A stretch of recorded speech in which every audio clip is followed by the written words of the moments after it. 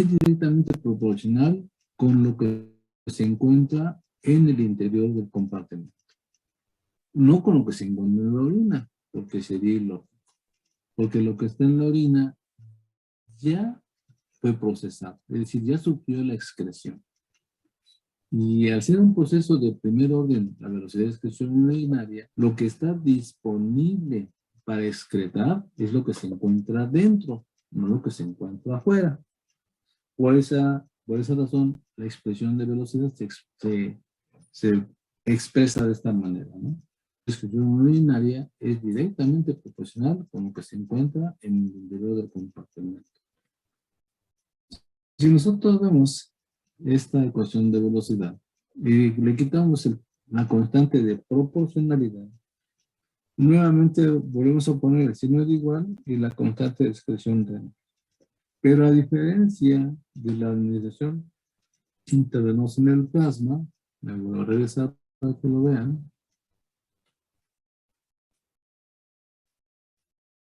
Vean ustedes.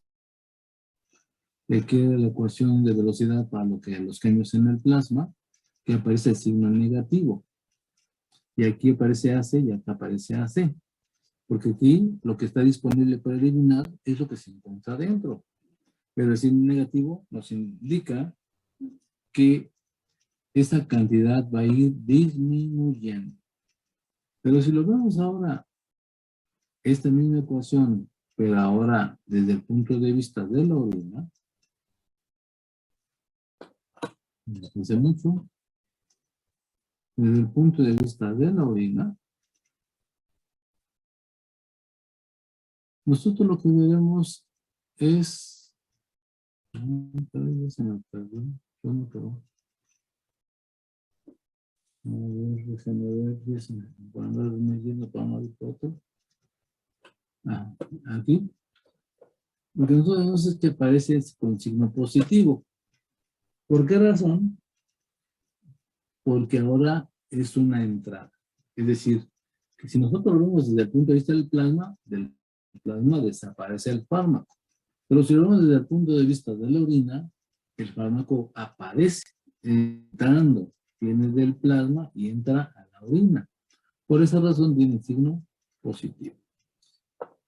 Obviamente que si conocemos esta cantidad que aparece en el plasma y esta cantidad que aparece en el plasma es la dosis por E elevado a la contaminación por el tiempo, esto queda expresado como una ecuación de velocidad. Este método de velocidad de excreción urinaria, entonces, también se puede utilizar para determinar las concentraciones, perdón, los parámetros farmacocinéticos, la constante de eliminación, la constante de excreción renal, pero obviamente que nosotros debemos de considerar la forma en que experimentalmente obtenemos los datos. Trabajar en la orina es un proceso bastante simple. Tiene sus ventajas. No tenemos que estar picoteando a la persona ni tener que ponerle un catéter y después de ese catéter estar extrayéndole sangre. No. Lo que podemos hacer ahora es solamente darle un solo piquete.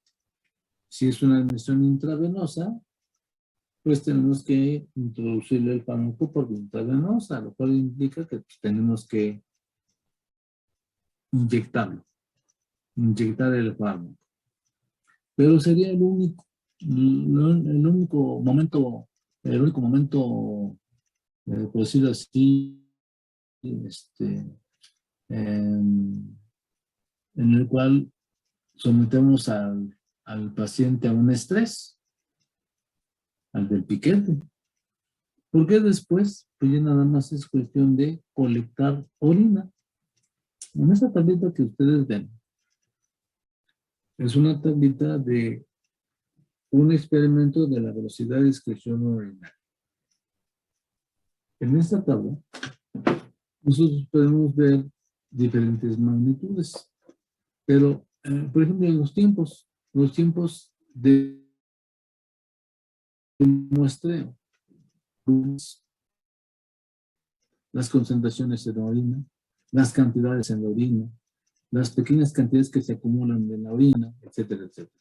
Pero cada una de ellas, desde el punto de vista experimental, tiene una razón de ser. Los tiempos de muestreo, obviamente, nosotros los exponemos, nosotros, es la variable siempre independiente. El investigador simplemente dice a qué tiempos quiere muestra de orina y el paciente va y colecta la muestra de orina. Se le administra intravenosamente y entonces, pues en tiempos regulares que indican los tiempos de muestreo, el paciente va a una zona, lleva un recipiente y tiene que sacar de la vejiga toda la orina que tenga. Y esa parte es la parte crítica. Nosotros no estamos acostumbrados a orinar de forma total. Es decir, que cuando nosotros orinamos, casi siempre se queda una pequeña parte en la vejiga, no sale todo. Por eso se dice que para hacer este tipo de experimentos, esa es la parte más crítica. Tenemos que, aunque ustedes no lo crean, educar al voluntario para que orine. Es decir, educarlo para que toda la orina de la vejiga sea expulsada. Porque nosotros con los datos de orina trabajamos con cantidades de fármaco en la orina. Y obviamente que si no se expulsa toda, pues esa cantidad queda remanente para el siguiente muestreo. Y entonces, si no educamos a los pacientes, no los educamos para que orinen, entonces se vuelve una micción imposible. Nosotros tenemos que indicar al paciente cómo orinar y también tenemos algo importante también.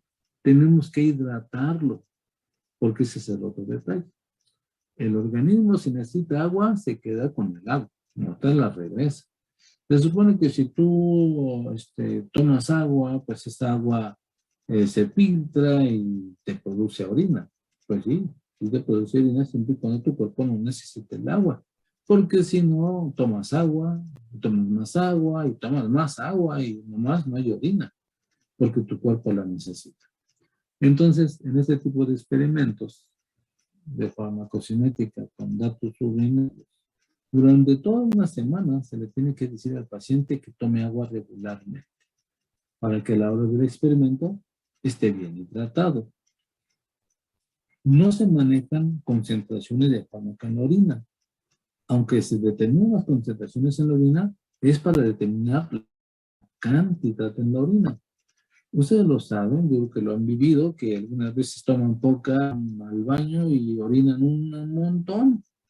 Y hay veces en que toman un montón de agua, van al baño y orinan una pequeña cantidad. Es decir, que los volúmenes de orina son variables.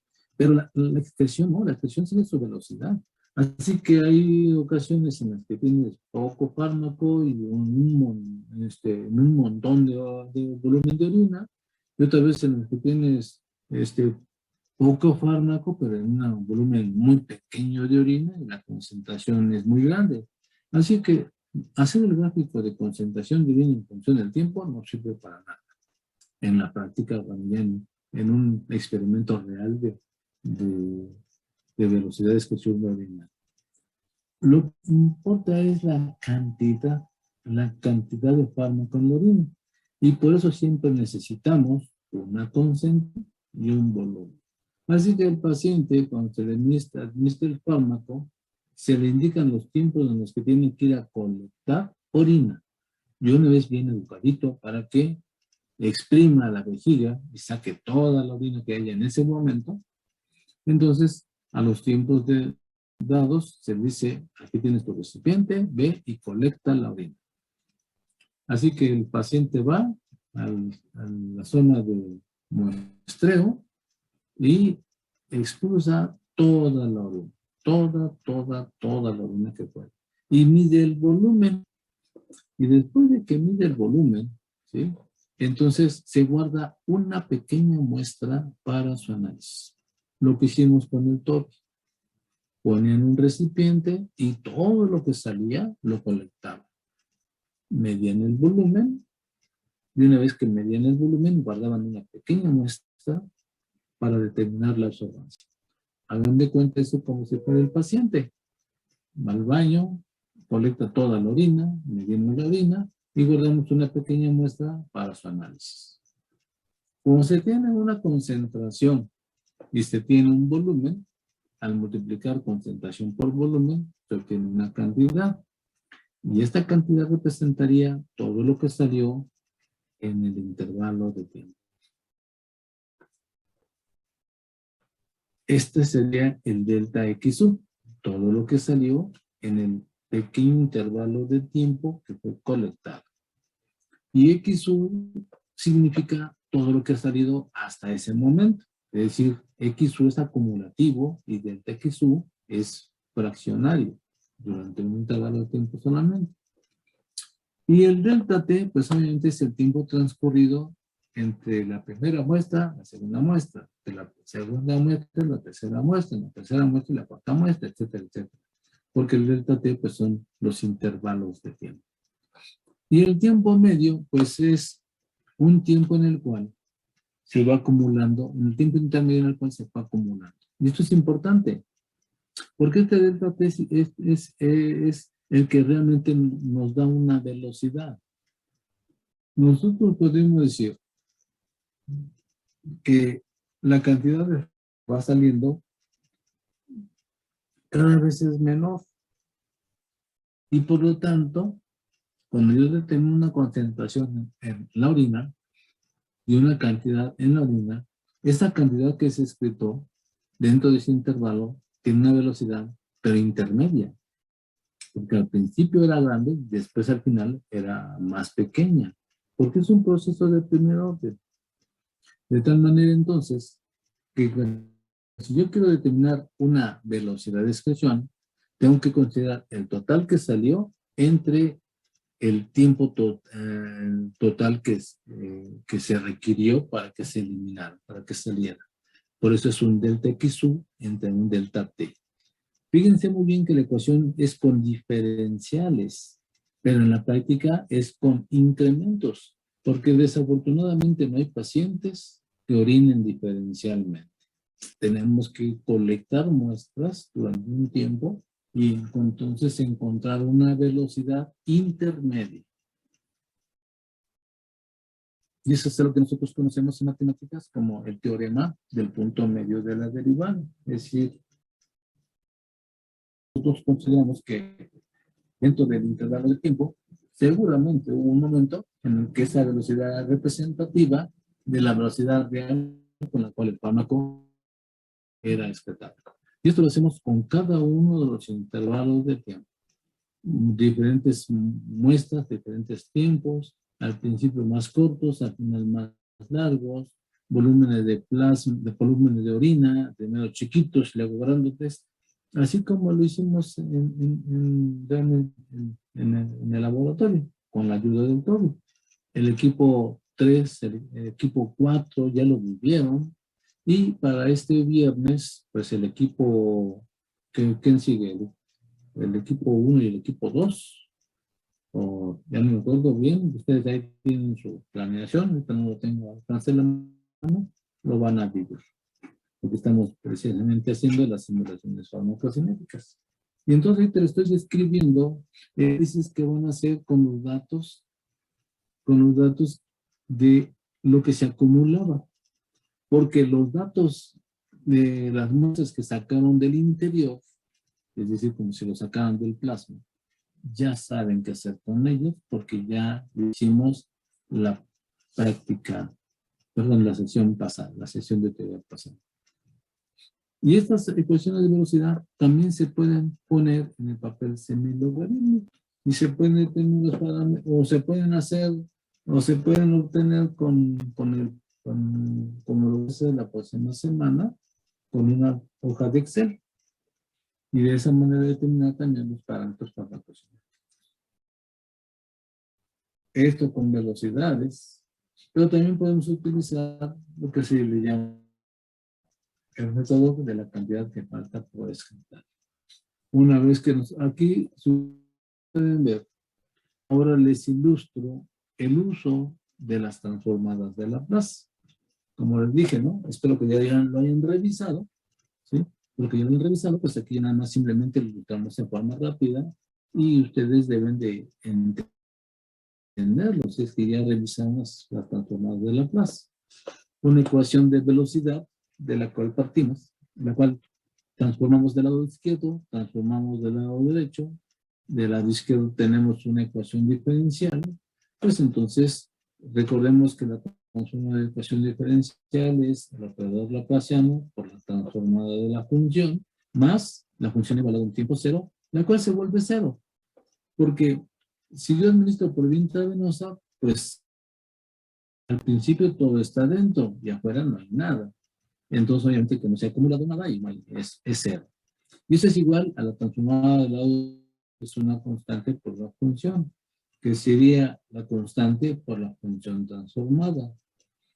Si yo recuerdo, eso también ya lo vimos, también en la sesión anterior, cuando tenemos transformada de Laplace, la cantidad transformada en función del tiempo, cuando yo la transformo, me queda así simplemente. Como la cantidad de compartimento central es igual a la dosis dividida entre el operador laplaciano más la constante de eliminación. En este caso, por ejemplo, si es S por XU igual a KR, ¿sí? Ahí ya sustituyendo en esta ecuación, ¿sí? Esta KR, aquí está, es todo esto. Acá, al volverse 0, XU 0, pues entonces me queda simplemente este que por XU, y a la hora de reordenar para despejar XU transformada, pues el numerador es KR por D, y el denominador es el producto de S por una de S más constante de eliminación. Esta ecuación la antitransformo, como ya también lo describimos en la sesión anterior, y entonces llegamos a la ecuación que me dice cómo es la cantidad de molina en función del tiempo, la cual vuelve a ser también una expresión exponencial. Y a la hora de exponerla en forma exponencial, entonces nos quedaría precisamente la gráfica que ustedes ven ilustrada en la pantalla. La cantidad va aumentando paulatinamente, y poco a poco va alcanzando una meseta. Es decir, que a tiempo infinito tendríamos una cantidad total eliminada por la orina, a través de la orina, ¿sí? Y entonces llega una cantidad total que sale. Si todo sale, o sea, es decir, si el fármaco se elimina solamente por la orina, pues entonces toda la cantidad que administre, toda debe de aparecer en la orina. Pero si no, entonces solamente aparecerá una fracción. En nuestro caso del laboratorio, podemos decir que había una sola vía de eliminación. Y hay que recordar que la constante de eliminación es la suma de todas las constantes de todos los procesos que están involucrados en la eliminación. ¿Alguna pregunta hasta aquí?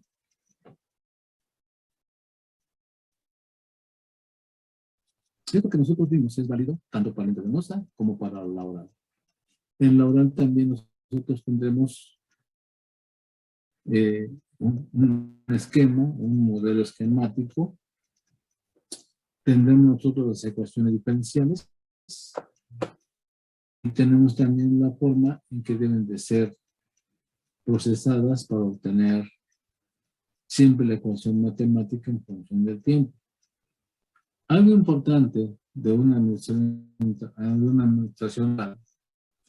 es el perfil.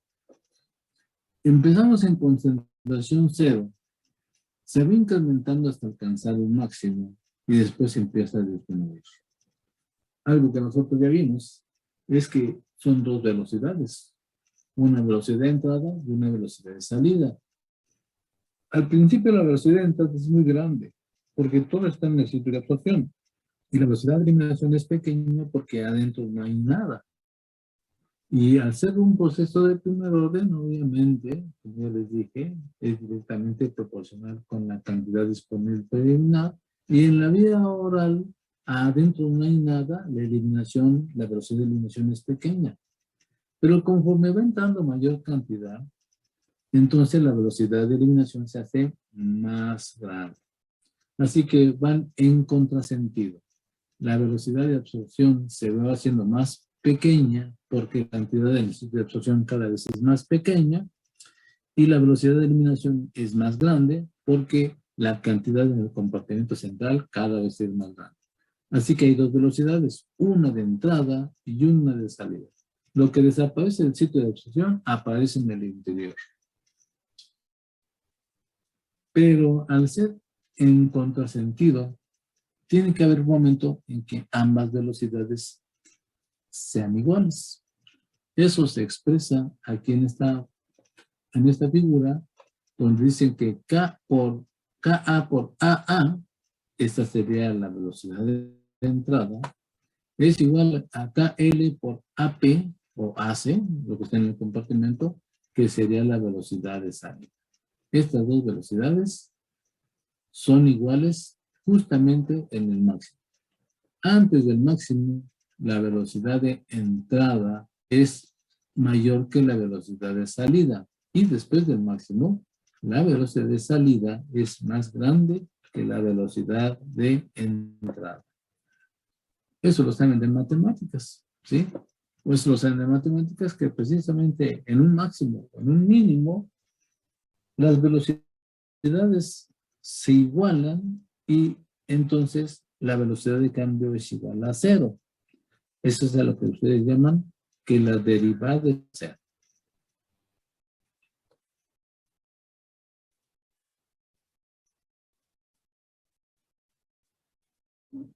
Aquí lo ven de forma escrita. A ver, leamos. ¿Alguien puede leerme este primer párrafo?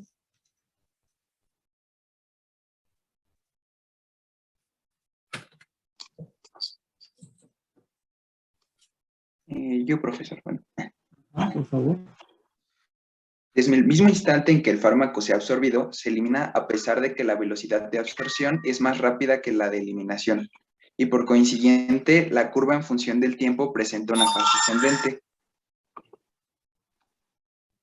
Exactamente. En este caso estamos diciendo que la velocidad de entrada es mayor que la velocidad de salida. Eso es importante, porque a final de cuentas siempre la velocidad, recuerden que es directamente proporcional al producto de la constante por lo que esté disponible para la absorción. Y como en el sitio de absorción hay una cantidad bien grandotota, entonces la velocidad de absorción es grande, ¿sí?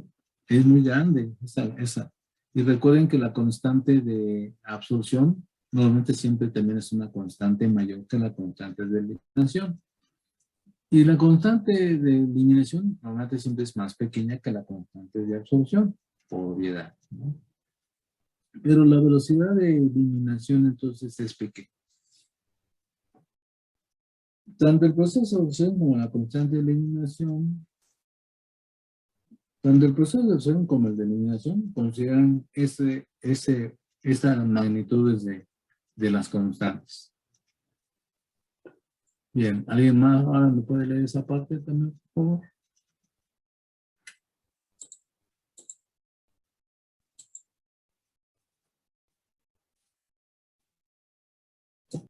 Sí, yo, profe. A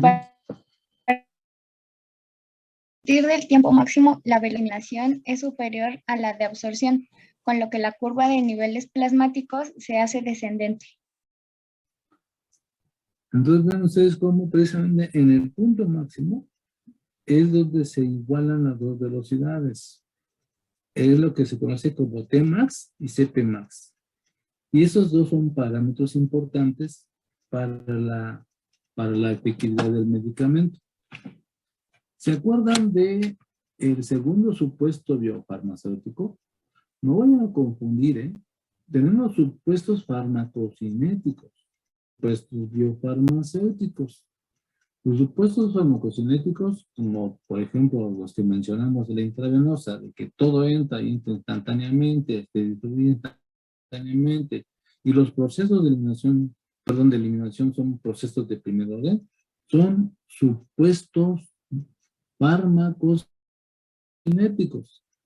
Para la alimentación oral también tenemos supuestos fármacos cinéticos. Uno, la cantidad administrada llega al sitio de absorción instantáneamente. El proceso de absorción es proceso de primer orden. La distribución es instantánea. Cualquier cantidad que llegue al compartimento central se distribuye en todo el compartimento instantáneamente. Todos los procesos de eliminación son procesos de primer orden. Esos son procesos farmacocinéticos. Pero por otro lado tenemos los supuestos biofarmacéuticos, que solamente son dos. ¿Sí? Hay más, sí, pero para nosotros dos son los más importantes. El primero es que todos los excipientes no tienen propiedades farmacológicas, pero sí tienen propiedades biofarmacéuticas. ¿Qué me puede decir el segundo?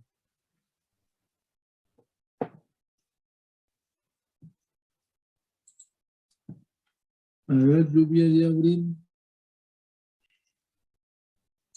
Dime cuál es el segundo supuesto biofarmacéutico.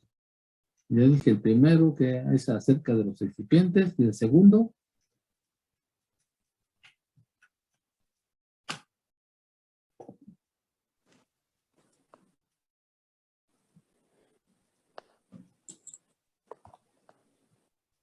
Blanca.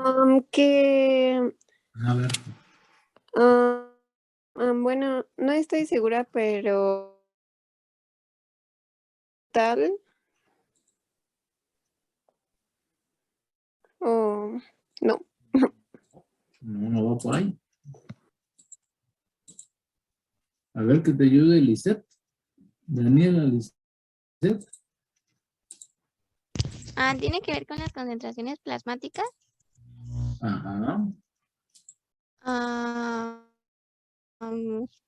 Bueno, no sé si sea pero nos había comentado que el efecto farmacológico era directamente proporcional a la concentración plasmática, que ¿sí o no? Que sea superior a la Ajá, sí. concentración mínima efectiva. Exactamente. Nada más hacía falta esa parte.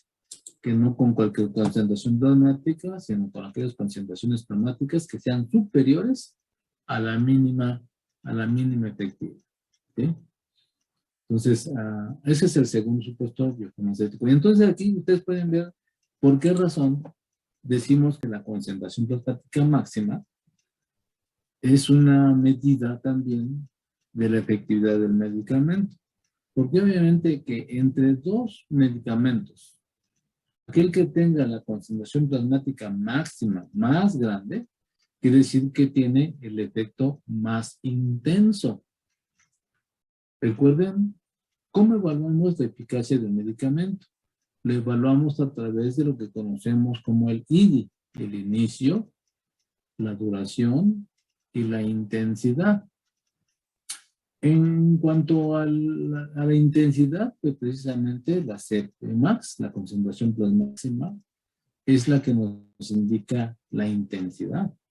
Y aquel medicamento que deje concentraciones más altas del fármaco, pues es indudablemente el fármaco que va a mostrar mayor intensidad en el efecto. El Tmax va relacionado con la velocidad. Y entonces también decimos, ¿no? Que aquel medicamento que les dé el Tmax más corto, o sea, que en menor tiempo muestre el máximo, pues es el que va a tener mayor velocidad. Así que hay en la determinación de estas dos magnitudes, pues van dos características muy importantes del medicamento: su velocidad y su intensidad. Y entonces nosotros recordemos la definición de biodisponibilidad. Selene, ¿me puedes recordar qué es biodisponibilidad? ¿Tu definición más sencilla?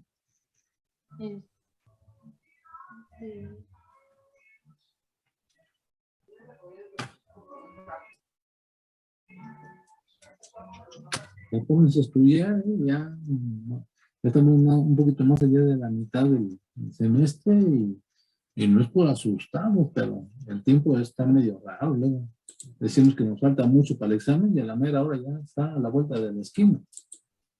Y mientras más pronto nos ponemos a estudiar, mejor.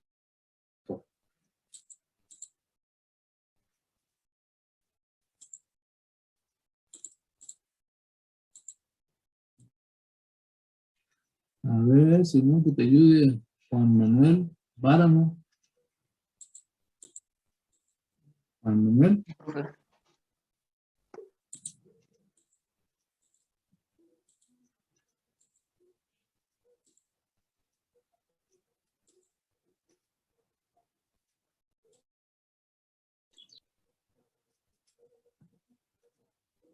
¿No? Sí, profe. A ver, Pues es ¿qué biodisponibilidad? la cantidad de fármaco que va a alcanzar al 100% al torrente sanguíneo. Pues no podemos hablar del 100%. Marcos Jesús, mejor dicho, Marcos Jesús. ¿Tú recuerdas qué es la biodisponibilidad? La biodisponibilidad, si no mal recuerdo, la biodisponibilidad es la cantidad del fármaco que está como activo, por así decirlo, en el organismo.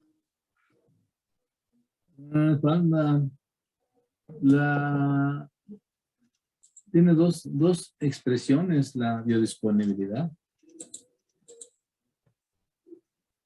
¿Sabe?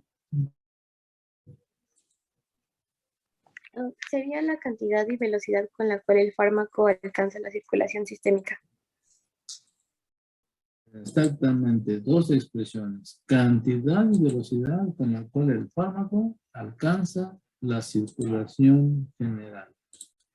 Por eso es importante determinar la CP max y la Tmax y el área bajo la curva. Si ustedes se fijan en la NOM 177, la cual espero que ya estén leyendo, la forma de evaluar la intercambiabilidad del medicamento es precisamente a través de la determinación del Tmax, el CP-max y el área bajo la curva. El Tmax no tiene no le dan mucha importancia porque tiene mucha variabilidad.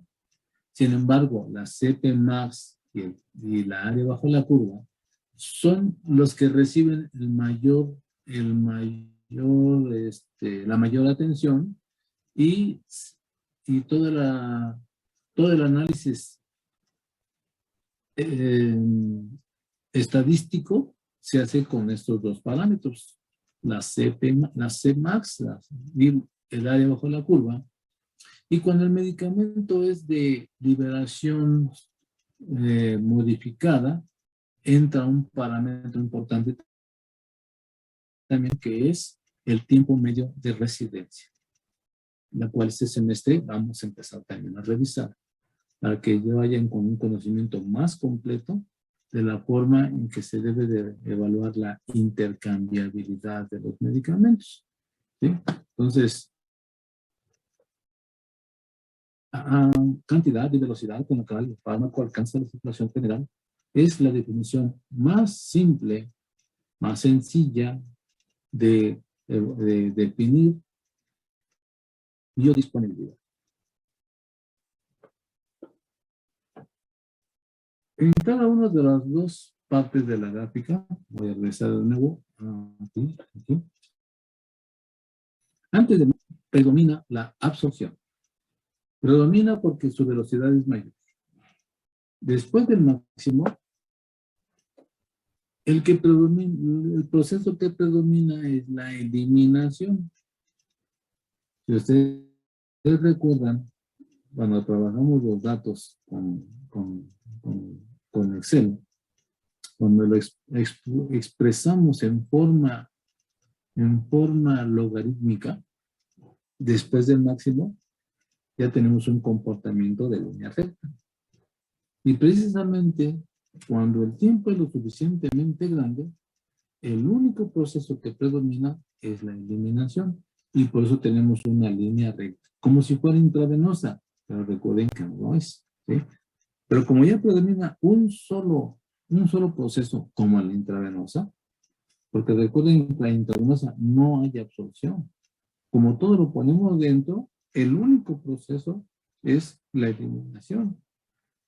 Pero si damos por vía oral, no, porque primero va entrando y luego saliendo. Primero predomina la entrada y luego predomina la salida.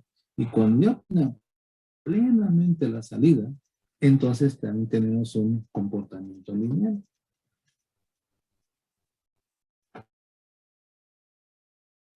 Entonces nosotros tenemos que cuando el proceso predominante es la absorción, entonces tenemos la fase ascendente. Y cuando ya alcanzamos el máximo, entonces ahora predomina la eliminación. Entonces viene un proceso descendente. El Tmax, entonces también obviamente está relacionado con el inicio.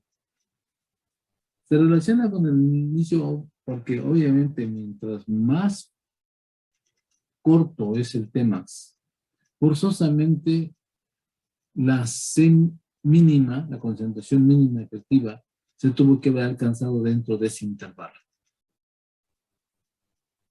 No sabemos si en la mitad, no sabemos si está más cerca, más lejos del Tmax, porque también depende de la cantidad, pero sabemos que el inicio tuvo, así que se relaciona con el inicio.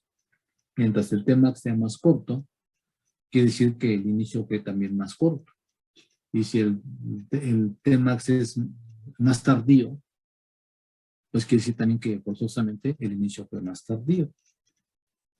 La que es más difícil de evaluar es la duración. Ese es más difícil. Porque depende de los dos procesos, tanto de la entrada como de la salida. Y eso solamente lo podemos hablar hasta que ya vemos el perfil completo. Las ecuaciones matemáticas ya las revisamos, ¿sí? Ya revisamos precisamente que la ecuación matemática es una ecuación exponencial, como lo que ustedes tienen en la pantalla. Y también ya vimos que todo lo que está como un coeficiente F por D por K, A entre el volumen de instrucción por la diferencia de las constantes, se puede manejar como una simple constante en un modelo general biexponencial. Pero recordemos que si yo calculo un intercepto, ese intercepto no es una CP0, puesto que es una administración nodal. Al final de cuentas, siempre vamos a tener dos incógnitas. Ven la ecuación. La dosis la conocemos. La constante de absorción la podemos conocer por los residuales. La constante de eliminación la podemos conocer por la pendiente en la fase logarítmica lineal terminal. Así que hay dos cosas que no conocemos. La fracción que entra y el volumen de distribución. Por lo tanto, por vía oral, y si solamente tenemos datos orales, o por cualquier otra vía de medición en que haya absorción, no es posible determinar el volumen de distribución porque tenemos dos incógnitas, la fracción que entra y el volumen de distribución. De una medición intravenosa no pierde, sabemos que entró todo, pero de una eliminación oral, no, porque no sabemos si entró todo. Entonces, no es posible conocer el volumen de distribución si no conocemos la fracción.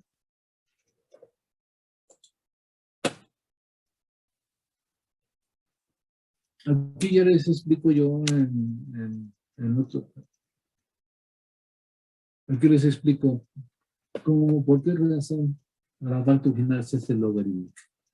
Ya le habíamos dicho, pero lo volvemos a decir. Ya lo vimos también en forma matemática, como el término exponencial que tiene la constante más grande se hace insignificante más rápido. Y por lo tanto, esta ecuación matemática, que es y exponencial, se vuelve monoexponencial, porque a tiempos largos este término se vuelve cero. De tal manera que se obtiene una línea recta. Esta línea recta es en la parte final, es lo que se conoce como la fase logarítmica lineal terminal.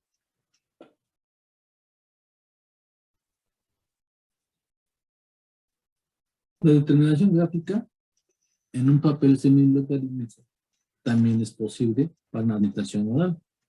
A final de cuentas, se hace la gráfica y en la parte final se vuelve línea recta. Con esta línea recta se hace la interpolación. Y aquí ustedes tienen una ilustración del uso del papel semilogarítmico para determinar la constante de absorción. La utilidad que tiene el papel semilogarítmico es que no son datos logarítmicos, son datos decimales. De tal manera que en este caso, lo que nosotros obtenemos directamente sobre la recta son concentraciones.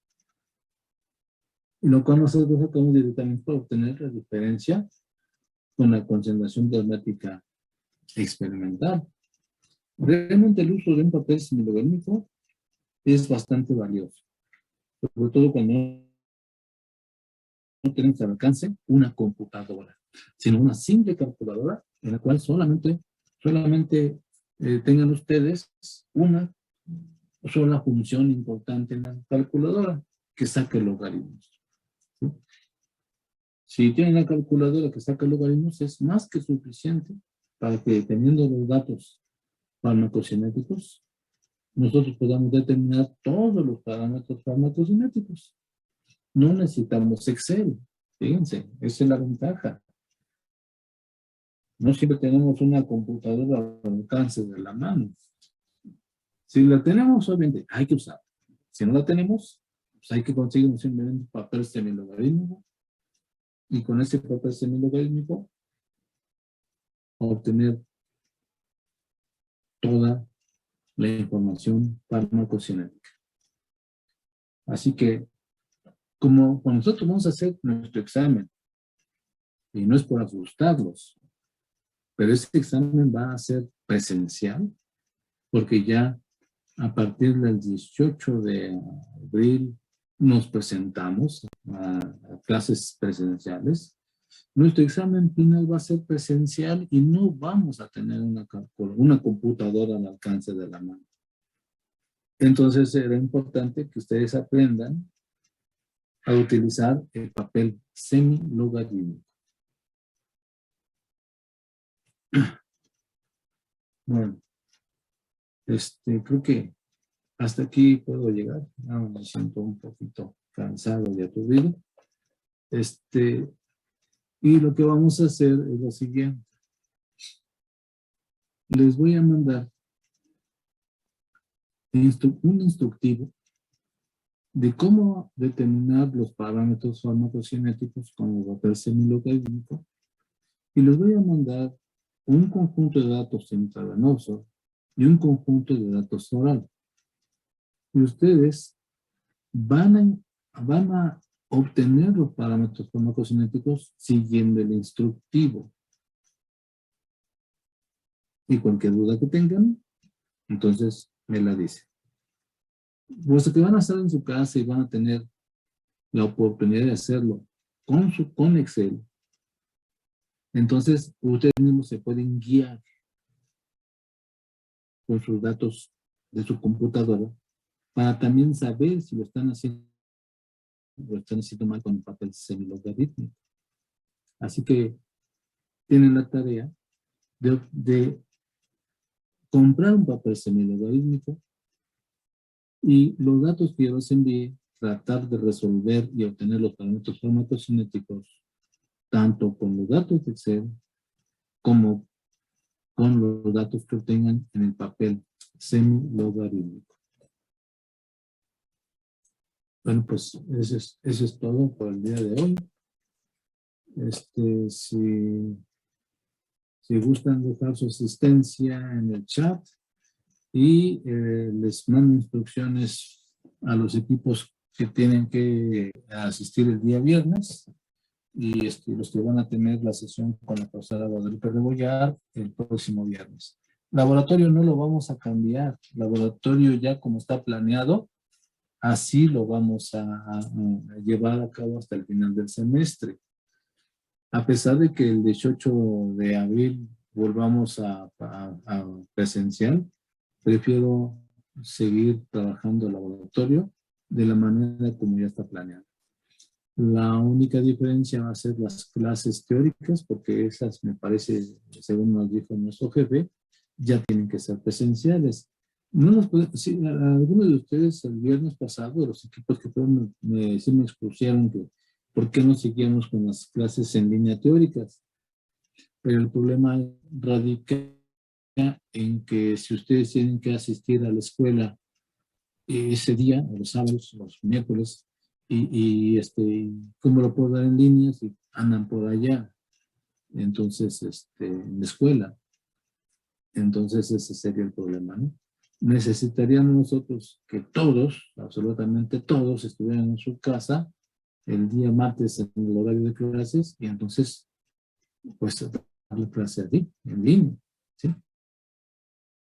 Pero si no, mejor, como ya está planeado, que sea, que ya sea presencial, ¿no? A partir del 18 de abril, recuerden. Creo que ya deben haber recibido en su correo. El 18 de abril volvemos a clases presenciales. Bueno, ya, sin más que agregar, pues por favor dejen su asistencia en el chat y los que los vea yo el viernes, los veo en la escuela. Gracias, profe. Cuídese. Gracias, Hasta hasta luego. Gracias, hasta luego.